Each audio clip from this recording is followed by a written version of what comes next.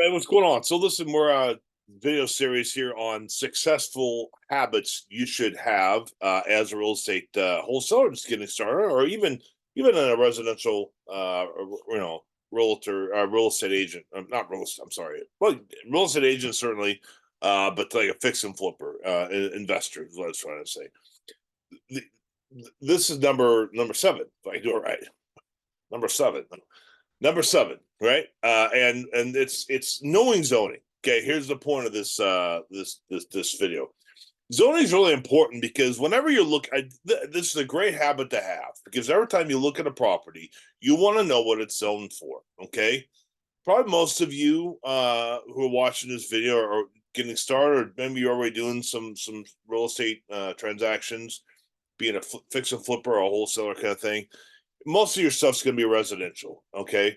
But you want to know, like, if you're looking at a building, okay, a house or a piece of land, what's it zoned for? Because that's really going to determine the exit strategy for you and your end buyer. Does that make sense? That's really important to understand the your exit strategy, right? So when I say zoning, like what is it zoned for? Is it zoned residential? Okay, if it's zoned commercial, you might have a situation like older part of town or something. You get a house, okay, and it looks like a house, right? You know what a house looks like, but it's zoned, commercial, and there might have been like a law office in there or something at one point. I bought a house one time, and it was just no, it was a house, right? You know, a house, just no house, but I go in there and there's like these three bathrooms, like rooms, doorways, bathroom, like right next to each other, and they had these little toilets about this tall,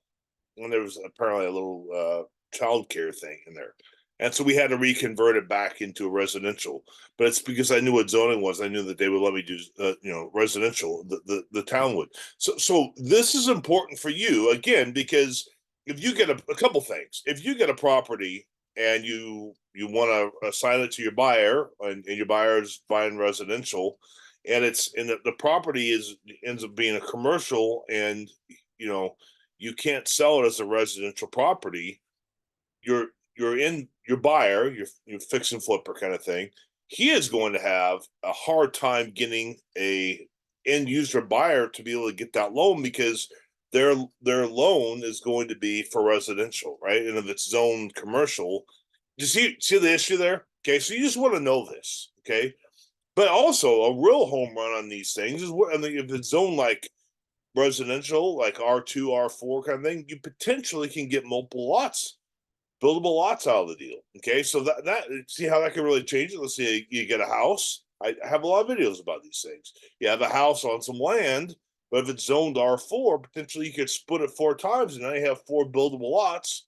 And do the math of what buildable lots go for, or what you could build on there, what your buyer builders could build on there. You can make some really good money. Does that make sense?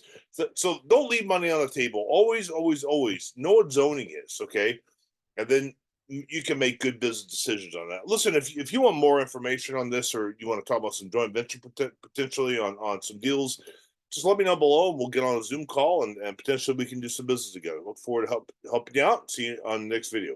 Remember, zoning's really important. A good habit to get into, understanding what it works, what it is.